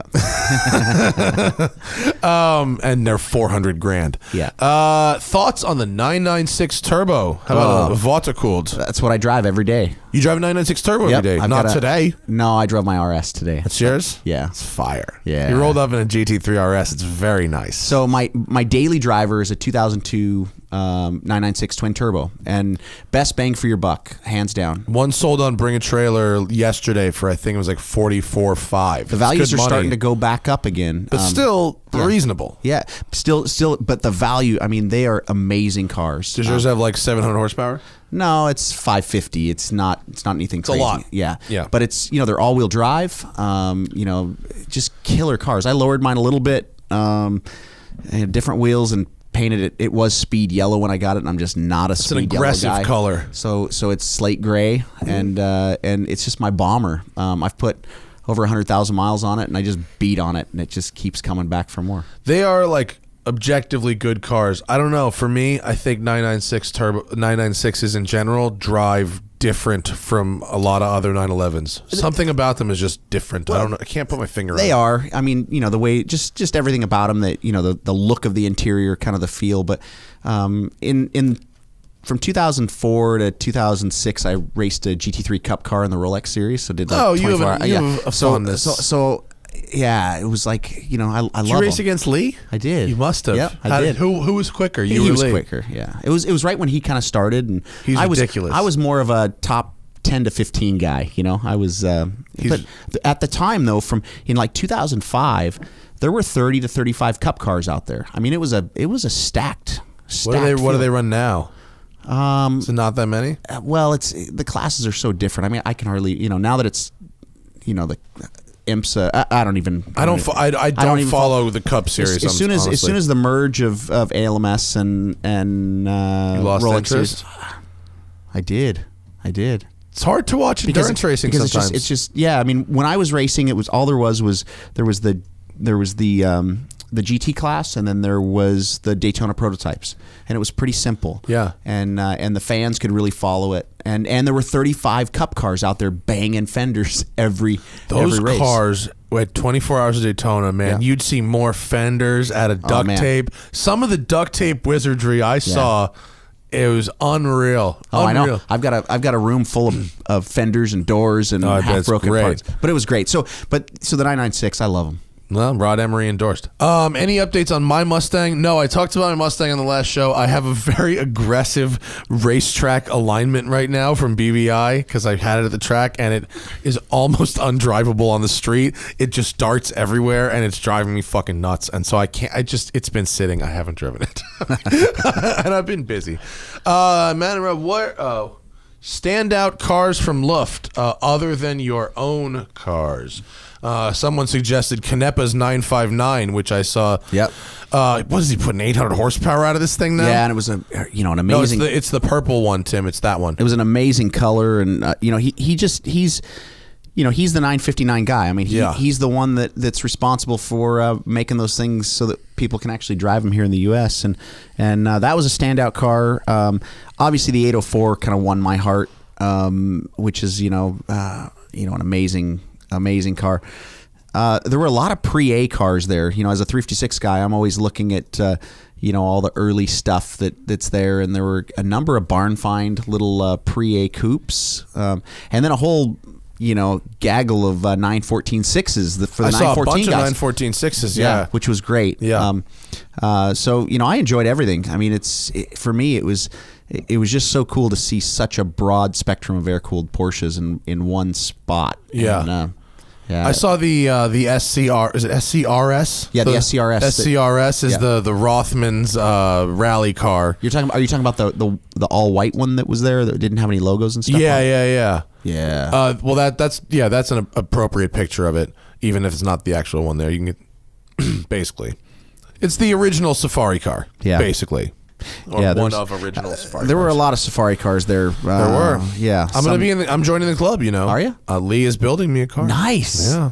Mm-hmm. I'm very excited. I drove his car. I'm not just diving in because it's trendy. I know it's trendy now. I started the process over a year ago of doing it, but that shit is so fun. Go to Instagram. Go to you probably can't now, but we can. Go type in Baja 911. So talk about kind of before they were trendy. So my uncle and I took a 911 and built Baja 911. Like a buggy? Yeah. Well, let's see. There's a bunch of people mobbing 911s in sand. Look at that in the middle. Yeah. Fuck. Right. That was like a monster truck. That was like 1988. Wow. And then go. You as usual. Yeah. See, there's the original. There's my little quads over there. See Emory on in the back. That was my box fan that I took all my 3-wheelers and 4-wheelers. Your logo is that the Wonka font? Pretty much. It was my parents owned a little grocery store called Emory's General Store up in Tribuco Canyon. Yeah, that van looks like a bread delivery van or something. Here, go back again. See if there's another. You really were the original. So scroll down. Now a buddy of mine's building this. So that one had big ass tires on it. Well, you just wait. Here, look at the picture over to the right. That's so serious. This has full, almost like trophy truck, suspension. It's is it inboard? TJ Russell is building that. And he's got Russell built fabrication. He's actually the guy that does all the metal work for Singer. So when Singer chassis, dope. Yeah, man, it's seriously, it's going to be wicked. So, but is that that's like a racing vehicle, right? Yeah, I mean it'll be kind of streetable. Go back again. That's a little different. Mine is going to be a street car. No, I get it. Mine's very basic. Yeah. And some of this stuff is real wide and whatever. So anyways, that's cool. Let's go back to him. But that was one of my was my favorite. That's my car right there. So after that in the middle? In the middle. Oh yeah. Shit. Yeah, so that so the picture that you saw in the beginning was the very first picture, but then this is what it became. See right there. That's very nice. Look how wide the track is. So my uncle and I did that car in the late 80s when I was going down there in the summers and working with them and then I ended up I sold that car in 2002, I think. But it's so I was kind of doing. I guess I was kind of doing it before it was trendy. But you were. Yeah. I guess I was doing it while it's trendy, but whatever. I love driving this. Okay, now thing. Go down, see this Desert Flyer. So my client Cameron Healy, that owns the 356 SL. That's his car that he's racing at Baja right now this weekend. Or this week. Wow, that's an awesome 964 with a whale tail. It's a 2-wheel drive car or 4-wheel drive It was car? 2-wheel drive last year, but then converted to 4-wheel drive for this year. So awesome. That put him in a different class? I'm not sure. Jeff Gammeroth at Rothsport built the car for him. But yeah, super That's badass. Awesome. Does it have more travel than that right now? That seems a little low for Baja. That was last year. Okay, but they cool. finished. They finished second. That's awesome. Well, there you go. I won't listen all the way through. Thank you. Would we advise a Ford Fusion 2320 newer for a first car? Sure. If so, would you go for the 2.5 or the 1.6 motor? Bigger. Or do you have a different first car? Oh, dude. Here's the problem with asking for car advice. Yeah. Yeah, go. What do you the only time I've driven a Ford Fusion is as a rental car, and I've wheeled the crap out of them, so they can take it. I got one as a press car in 2013, and it was nice. It had the 2.0, I think, and it was nice. I don't think they make that engine anymore, but it is a nice car. Yeah. I don't know the long-term reliability on it. It depends on the individual car, but they were nice when I drove them. If not, your first car should be affordable and reliable. It should start when you turn the key. That is the most important thing, because you don't want to miss out on cool shit in your youth because your car's not reliable. Right on. What would you get as a first car right now? Right now? 2013, let's call that a $15,000 budget. GTI. A GTI? Yep. It's a GTI is usually a good choice. Yep. Make sure you get that plaid, son.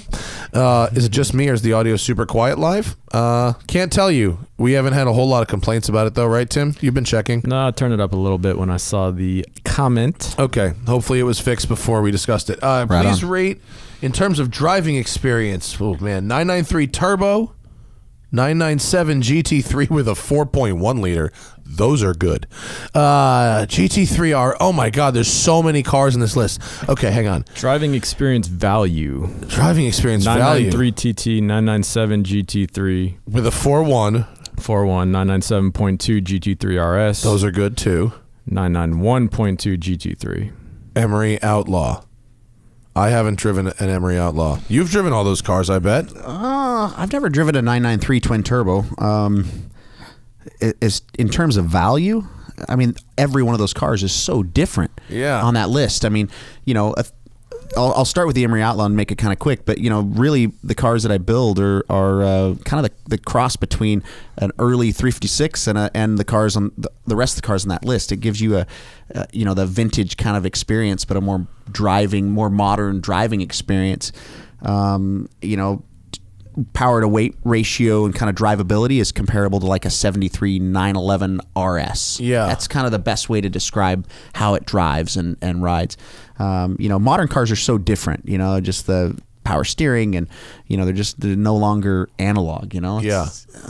I haven't driven the newest GT3. I drove the 991, the last GT3, and I drove the RS with the 4.1 liter. 993 turbos feel like old air-cooled cars, except they go real fast. They go really fast. Yeah. They have they're two smaller turbos, so they've got that torque curve and big torque, and most 993s they're lovely, but they don't feel like fast like that. That's a fast car. The GT3 with a 4.1 is the one I drove. I drove a Sharky build, and he knows how to build a good engine, and it was pretty goddamn glorious. It was like 500 horsepower in an RS, and it was that kind of a monster. The 997 GT3 RS with a 4.1 liter is about as good as a modern Porsche gets, I think. The new ones, even with the stick, the new ones are big. Yeah, I mean, 997. I've got a 991. You have a new RS, but personally, I love it. So many people just slam the PDK. But for me, it's so different from what I drive on a regular basis, my 996 or, all the 356s and even 911s, 964s, that I love it. I love driving a car with PDK that's got that much power and that much grip. Because, and four-wheel steering. And four-wheel steering. Four-wheel steering is the shit. The driving experience, when I'm up in the hills really banging on it, it's like you can focus on other things rather than shifting, and it's shifting better than you ever could. Oh, and now do you not use the paddles? You put it in drive? If let I'm it do its thing in the hills? I do. Really? I do. It's so fast. It shifts. You can't use paddles? I can. But what, you don't prefer to use paddles? It depends on what I'm doing, man. Yeah. Yeah. Have you driven one? Have you spent much time in one? Yes, I have. Like really like Yes, I had to go. I had about 20 minutes, but my 20 minutes started and ended at the top of Upper Big Tahunga Canyon. And you think that paddling it, you're faster than I don't give a shit. I'm not on a racetrack. If I'm racing, that's a different story. Right. So I'm not having fun, my friend. What I'm talking about is like eliminating the shifting from what you're doing and focusing on feeling that car move. I think I'm good enough that I can keep up with it with my brain. Yeah. Huh, that's cool. I think. It's cool. Maybe I'm wrong, but I think I can. I'm just saying that it's fun as hell to drive flat out. It is fun. I just like to tap my own gears.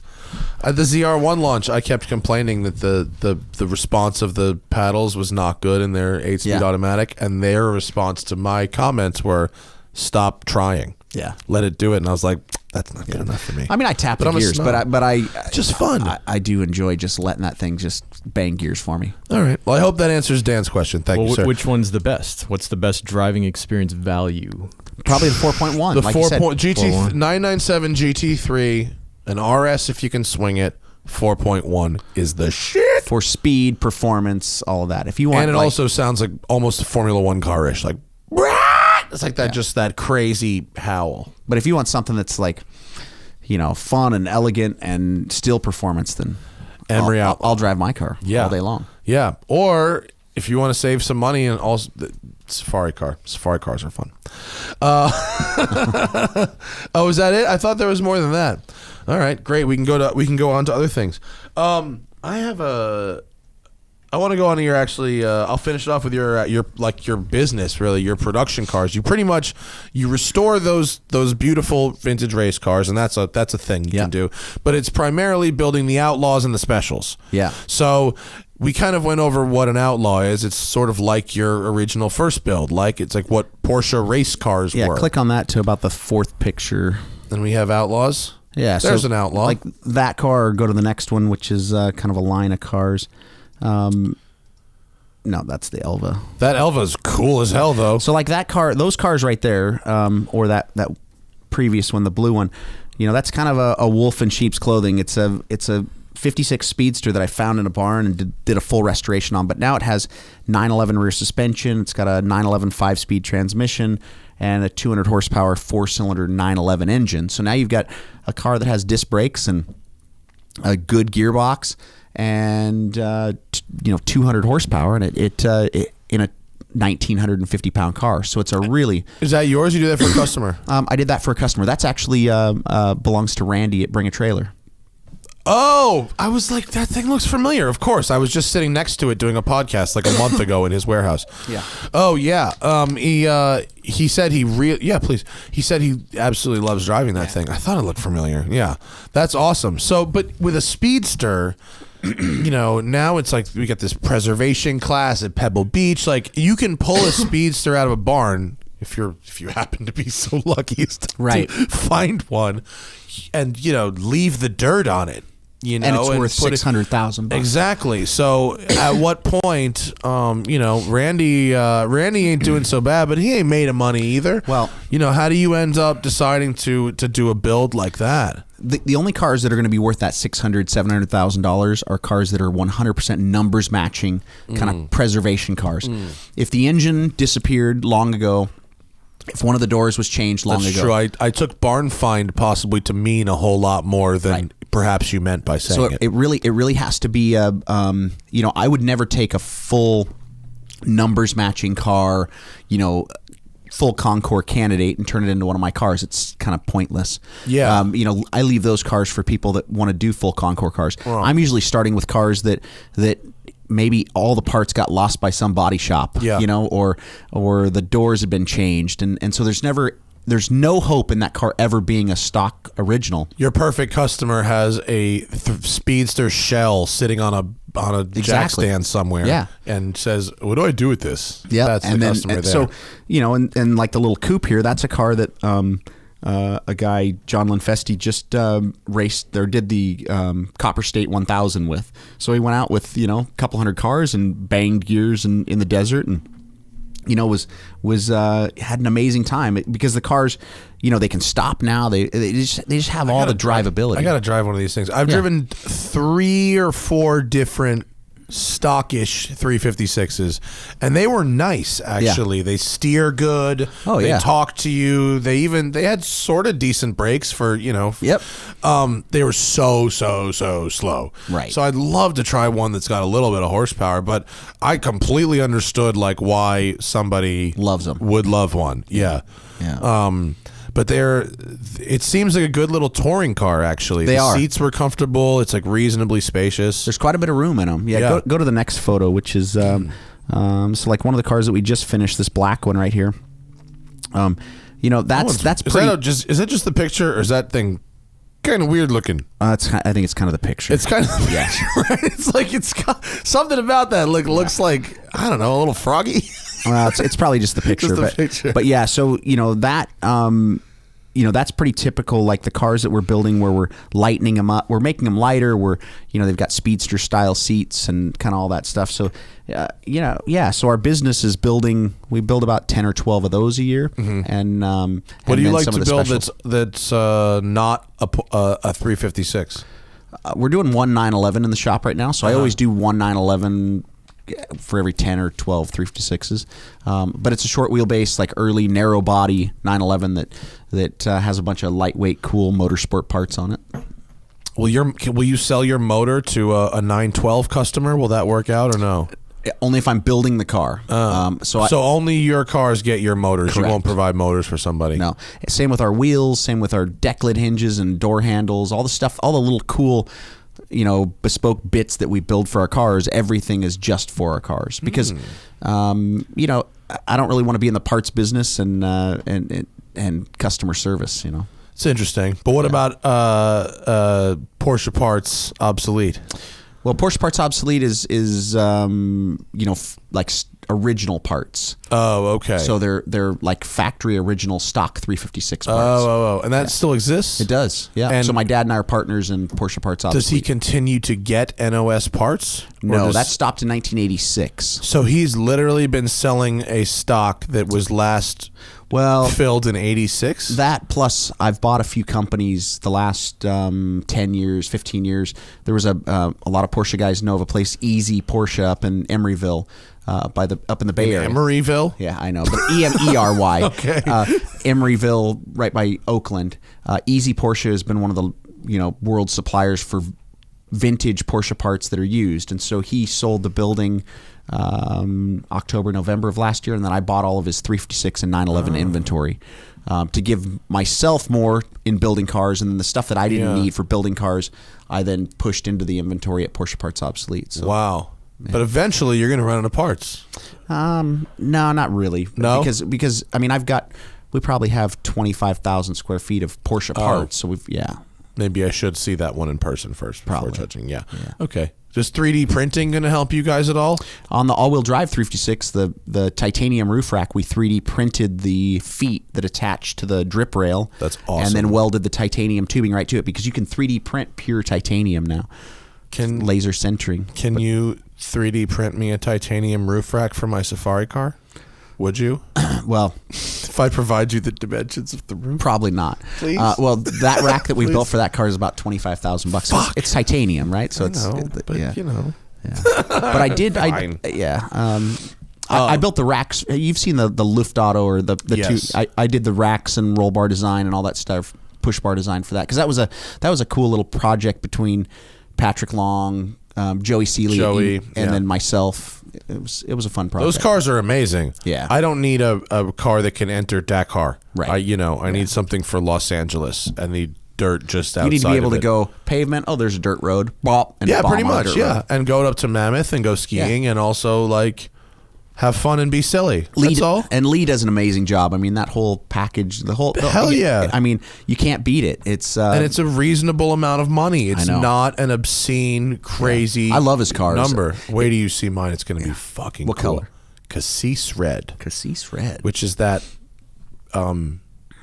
iridescent shifting. Like purple that turns to gold and bronze and stuff. I mean, stuff like West Coast Customs wraps their. No, it's not that. It's not that bright. It's very I'm just messing with 80s. you. It's That's really, cool. really cool. And we're gonna do that's my interior pattern right there. Wild. That's LA City bus. Lee likes when a customer is willing to go crazy as fuck, and I'm crazy. That's as fuck. awesome. Have you seen? Speaking of crazy as fuck, have you seen this Runge dude? Yeah, Chris Runge. Yeah, Runge. Oh, is it Runge? Oh, Runge. I apologize. I've only ever seen it written. Yeah, Chris Runge. He's a great guy. Dude, his shit is dope. Yeah, he's doing some really great stuff. Can you pull him up, Tim, on Instagram? It's RUNGE. Yeah. Is it D? RUNGE. Yeah. Chris Runge. He There he is. This guy's like imagining vintage Porsche race cars that never existed, pretty much. Yeah, exactly. The first one was based on like the early like Frankfurt Flyer type designs, but yeah, I mean he's hand building his chassis and building aluminum bodies, and he's having a blast. I mean now he's kind of stepping it up a little bit more, and they're not just like VW. His first couple were like VW engines and VW brakes, and then he got some customers that wanted Porsche engines and then Porsche brakes, and now this latest car that he's building, this thing here. I've been watching like, on Instagram. Kind of like he's an been 80s, doing this buck. It's so cool. It's kind of like a 90s supercar look, but it runs a 6-cylinder 911 engine. So Chris is a good dude. I can remember the call. He called me. Maybe this was 5 or 6 years ago when he was building the first one, and he's like. And he was doing some louvers, and he knew that I hand hammered all my louvers, and so we kind of went back and forth, sharing some ideas on louver making. And but he's a great guy, really doing some cool stuff. Is it in like Minnesota, maybe? He is, yeah, just working out of his home shop and absolutely building cars. Unbelievable. I love people like this. Yeah. Him and do you know Randy Grubb? Blastoline. Oh yes, yeah. Fucking him. Yeah. He is like one of my favorites. I drove his bus. Oh, did you? The Decoliner. I drove Yeah. it from the roof. Yeah, his stuff has always been just over the top. From another planet. Yeah. And it's like just to imagine shapes. Yeah. And then create them from nothing is so impressive to me. It's and wild. You're doing it too with your specials. You know, envisioning. Sort of, I think what did I read that you said it was like if Porsche had continued to evolve the 356? Yeah, I mean that's what I kind of do is put myself in the little Reuter or Carmen factory and say if Porsche would have continued to build the 356 later on, how would they have moved the lines on the cars? What would they have done? And also performance wise. And so I just kind of see that as my life's mission to just keep the 356 alive and relevant, because.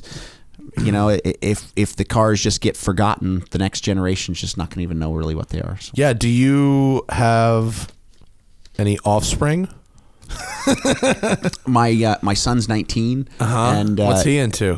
He started racing go-karts when he was a kid, and quarter midgets, and then he ended up on a Disney show and Criminal Minds. And oh, he's an actor. He's an actor. Really? What's his name? Zane Emory. Really? So he was recently on the reboot of 24, so 24 Legacy. Really? He was on. Good for he was him. on that, and then he's on the Goldbergs and Crazy Ex-Girlfriend. So seriously? Yeah. So he's been working for 9 years. Can you Google his name? I'm sorry, I hate to say I don't watch a lot of TV, but I want to see I want to see this dude's face. Zayne. Zane Emory, huh? Yep. There he is, right there. Oh, I know this kid. Yeah. Hell yeah. So he has he's- been acting for a while. Yeah, like 9 years. He's got a great career going, and he drives a Cayman S, a 2009 Cayman S. He's also building a 911 on the side right now, an early 911. He's actually taking he took a 77 Targa. Yeah, you can see a lot of Disney stuff when he was younger. Now he's Did he hang out with Kemper? With Drake Kemper? He was he's a LA Disney guy too who races Porsches. Oh, really? Yeah. Yeah, he maybe. Oh, is this there's your car. That's actually that. Yeah, that was. That's not my car, but that's Randy's car. So that picture was taken. Yeah, Of course, I recognize it's the same. It's the same car. But that picture was taken maybe 2011, 2012. But yeah, so he Good for Zane. He's still building. He's building a 911, but his passion isn't necessarily car building. It's what he's doing for fun and his hobby. But he's a full-time actor. Well, if you want to build cars as a hobby, Best it way to helps do have it is- a really good paying job in Hollywood. And Doesn't it? that's what he's done. He's figured That's out how to gangster. make a great living, and graduated high school a couple years ago, and now he's just working on his craft. And then my daughter, she's she's aerial acrobatics, so she does What? aerial silks. Yeah, if you Seriously? Like Cirque type du in, Soleil? Jade Emory. Yeah, so she's 15 and she trains here in God. Hollywood. JAY. Starting Sorry. with why do you have what's with the Y's in the kids' I don't know. names? It just happened. Let's see. So like, Oh yeah, in the middle there. Yeah. that's that type of stuff. Wow. So your family you just breed excellence Yeah. in your family. So Just she does aerial silks and trapeze. Maybe grab another picture. She just won the in the nation. Probably have to go to her Instagram, but she won the up to 18 category in the U.S. for aerial trapeze and That's so awesome. An event called Viva Fest. So that's her passion is. That's amazing. And you asked like first car, so she's 15 and she just bought herself a GTI. So she. there you go. Yeah, so there you go. So you have real world experience in this Yeah, area. yeah. Perfect. Wow. That was So that's my offspring. Your offspring are amazing. That's a crazy, crazy family from grandfather to offspring. Unbelievable. Thanks for coming, Rod. Do you want to plug anything? Nah, just thanks for having me on here. I mean, best way to kind of follow me is just Instagram and my YouTube channel. Just Rod Emory. My YouTube channel sucks compared to yours, but I have actually been posting some videos on there lately. And but yeah, really just YouTube, Instagram is kind of the primary outlet. And it's just Rod Emory. It's very easy. Yeah. Your Instagram's good. 124K, looking nice. And if you got deep pockets and 2.5 years worth of patience, hit the man up. He really seems to know what he's doing. Thanks for coming in. Thanks, I appreciate it. We'll since you're semi-local, we will have to have you back. I'd love to have 5 minutes in one of your cars Yeah, we'll do at some it. point. That would be really delightful. Maybe we'll do it with Spike because he wanted to let me drive his Speedster too, and his Speedster's got like a 150 horsepower motor in it, which is supposedly very fun. Yeah, let's do it. Cool. Thank you all for listening. Thanks, live people. It's been great. The Smoking Tire Podcast is powered by Shout Engine. Get your own damn podcast at shoutengine.com. It's free. It's easy. You just need some kind of device to capture your voice in a connection to the internet. Preferably not with Comcast, but that's just advice for life in general. Thanks, Rod. I'm sorry to send you out into the Los Angeles traffic, but you have PDK. That's right. You didn't drive a Speedster with a trailer behind it. No, I'm headed to Galpin Volkswagen tonight. They're doing a little. Oh, is it the Jetta party? It's the Jetta party. I got invited to the Jetta. I love Galpin. They have the best parties. They're going to have the cigar roller and the sushi bar. You got it. Yeah, That shit is boss. I'll have my little 356 is already there, and my I've got one of those little VW Benz double cab buses that. Awesome. Over there, so. Well, my regards to the Bachmans Absolutely. and to all the kind people at Galpin. I bought Jetta my party. RS there. What are you doing at the Jetta party? That's so funny. Have fun over there. I'm going to the Panerai party. I'm such a I know, douche. yeah. I know. Marco, he's like, what are you doing tomorrow night? Yeah. You going to the Panerai party? I said, Yup. no, I'm going to the Jetta party. Yup. Yeah. Panerai party. Yeah. All right. Thanks, guys. We'll see you next week. Bye.